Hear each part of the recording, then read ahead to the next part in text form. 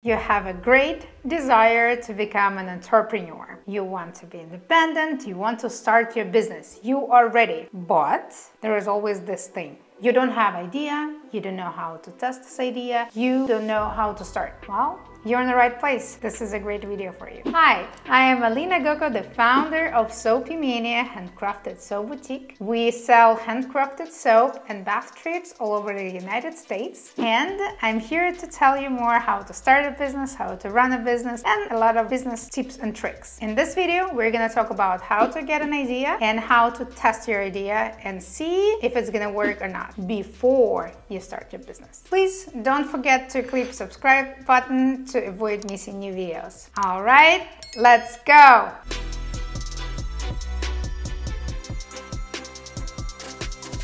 A lot of people think that everything has already been created. All the ideas are taken and there is everything already exists. This is partially true. There's a lot of things already created, but there's so much more to grow to. And also a side note that none of the successful entrepreneur started from this big picture at the beginning. They started from a small idea. And then this idea grew, escalated, elevated, and became what it is right now. So don't be afraid to start somewhere. Dream big, but take little steps towards this. If you have like an exact idea how to change the world, what exactly you want to create, that's great.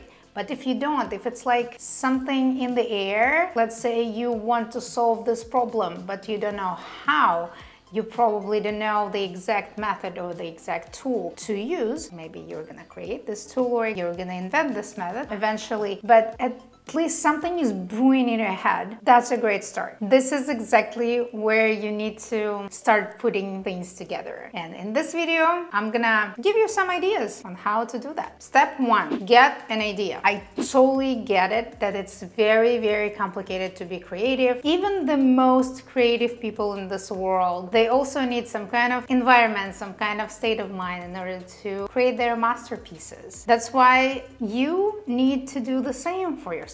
So here are a few ideas how to get ideas. First of all, understand your interests and your skills. I've been talking a lot about this in the first videos on how to understand yourself, how to get ideas out, how to try to adapt your skills. So yeah, try to make a list of everything, every single skill or every single interest that you have, and there is a possibility to monetize it. Side note, you can monetize everything, every single thing. A good tip is think of something that you would do for free. So let's say you have a few hours or a whole day of doing nothing. What would you do? In the previous video, I was telling you all the details. So technically, whatever you would do during your hours that are not dedicated to work, to family, to your chores and so on, that would be the interests. Also, aside of interest, there are skills. And this does not have to be equal, meaning that if you have a skill, that does not mean that it's your biggest interest. You just have a skill for some mysterious reason. God sent it to you for probably your new business. In my personal situation, I have engineering background. I have a lot of skills in science and mathematics, and I'm a not bad mathematician. Do I like it? I don't know. I'm just good at it. It comes very naturally and easier for me. That's why I can apply the skills here and there in my current Soapy Mania business. I use my technical skills to create the website, to create digital designs using software. I don't know, to fix a printer sometimes. Not the most important skill, but I don't have it. That's why I try to have a list of everything. And the more you write down on this list, the better. Because after like a 20th or the 30th bullet point, you're gonna start squeezing some extra juice out of your brain, which always a bonus. That's why try to write down as many as possible. I like 100, it's up to you. Even writing down all the skills and interests might probably give you an idea of your new business. The next one is brainstorming sessions. I absolutely love brainstorming sessions with my friends, with family or employees. I do not like business meetings. That doesn't mean a brainstorm session. I even book in the calendar that this is a brainstorm session. This is not a meeting. No one reports me. I'm not receiving any notes notes or anything. We're just exchanging ideas. Also, having entrepreneurial friends is always a bonus. People that thinking alike is the greatest thing that you can have in your surrounding, just because you guys boost each other. It's not like you are exchanging some kind of the same ideas. You are growing together. So surrounding is the key. Brainstorming session with this successful or interesting or entrepreneurial surrounding is a great idea to look for an idea. If you do not have entrepreneurial friends or you don't have an environment close by, I strongly encourage to start of thinking of one. So start building your group of people that have similar interests. But if you don't have one, that's also fine, because there's always networking possibilities, some kind of trade shows, networking sessions, maybe online meetups. There's a lot of meetup groups, and try to network, try to visit all the possible show that is available for you. Try to participate on every event, try to be more social, try to talk to people, because someone always knows someone that you need, and this person might need you as well. So yeah, brainstorming session and networking is one of the best ways to find an idea for a business. The next is actually kind of obvious one, is do the research on the market. So if you have an idea of what industry you want to start your business at or which directions you want to go, just try to do the research. Look for trends, look for problems that people are experiencing. If there's like some kind of products that interest you, try to read in the reviews and the comments, because some people, they state in the reviews or in the complaints their problem, and this might give you an idea. Hey, this product has this obvious problem. Maybe I can create a product that solves this problem, or just a completely different product that doesn't have any of these problems at all. So that's why try to dig information on the internet. We live in a fast-paced world. In this after COVID times, everything is digitalized and there is a lot of answers online right now available. Another way to look for an idea for your new business is keeping an eye on technology and innovation. Every single day, something is coming up. There is a lot of new things, new gadgets, new platforms, new apps, new websites, new ideas bouncing on the internet. Keep an eye on artificial intelligence and innovation and technology. Communicate with them and probably ask ChatGPT just for an idea of your idea to start a business. Awesome. You got an idea. You have a problem to solve. You have a solution for this problem. You have a product or a service or something. So you got your idea. Now, the next step is to test your idea, because the last thing you want to do is to build a business, to run a business, to invest in a business, to find an investor, to bet your money on something that is not going to work. And here are the steps on how you test your ideas. Step one, the obvious one, competitor analysis. I know it can be boring, and you can actually hire someone to run this research for you, or you can ask some kind of artificial intelligence to help you out with this. But anyway, you have to do this research. This is a tedious work, but this is actually very beneficial. I absolutely love my competitors for various reasons. I already talked about it, so they can give you ideas on how they solve the problem, because they already solved some of the problems. They already have all the visuals and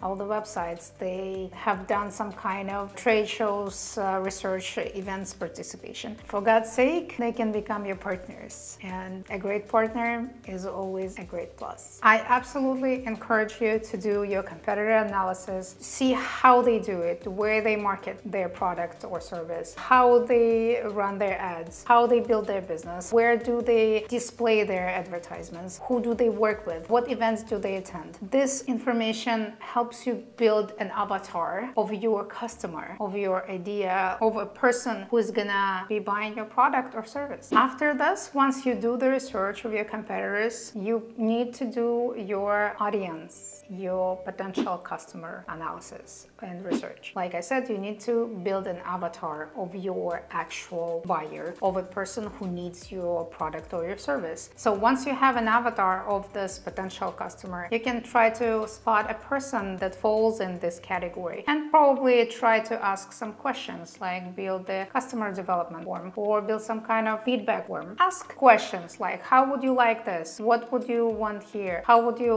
want this to be solved? What is the problem? And so on and so forth. So having an idea of your ideal customer is a must. You need to understand who you're going to be selling it to.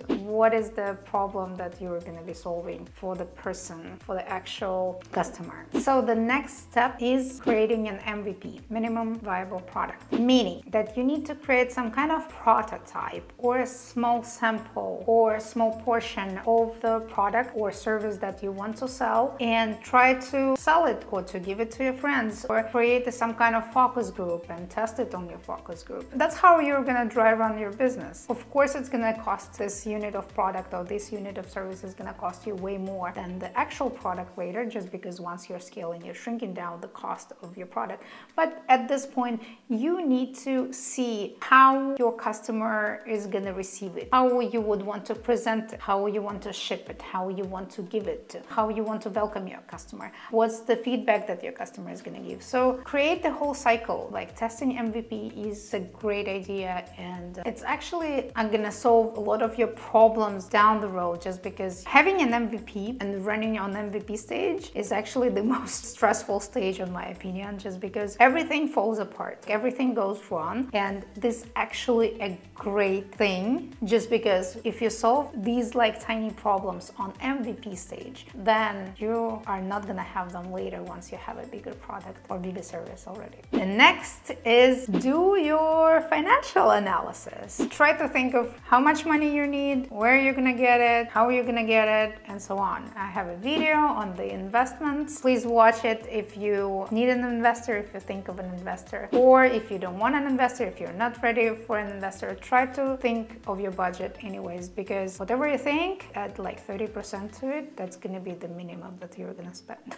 The next stage is risk analysis. Risk analysis is not thinking negatively. It's thinking what can go wrong. Let's think of possibilities how to solve it ahead of time. So again, you run your MVP, you already had some problem, you solve this problem, and then you get your focus group or you get brainstorming group, even with yourself or even with ChatGPT. Talk to ChatGPT, and probably like exchanging ideas gives your brain a room to grow and to think of other possibilities. So right before you start a business, ask yourself a question: what can go wrong? And try to solve all these problems ahead of time. Or try to have like plan A, plan B, plan C in case something goes wrong. And last but not least, try to get legal advice or mentorship on your field, on your arena. I actually think that hiring a lawyer or getting a consultation from an accountant in your field or a lawyer in your field is a must, just because you are gonna save a lot of money if you pay for this consultation upfront, or if you hire a mentor who is gonna walk you through the steps before, because there is a lot of things that you don't know. You don't know what you don't know, right? Because there is a lot of rules, there is a lot of regulations, there is a lot of everything that you don't know about, but not knowing and failing is still gonna hurt. That's why it's better to get this legal advice or get this accountant advice or get this mentorship advice before, so that you are prepared for the big game, for the legal documentation. I have a checklist on my website. It's for free. Please download and you can see there's so much paperwork that you need to do while having a business. You might just find it handy, just because I already got it for you ready and it's free.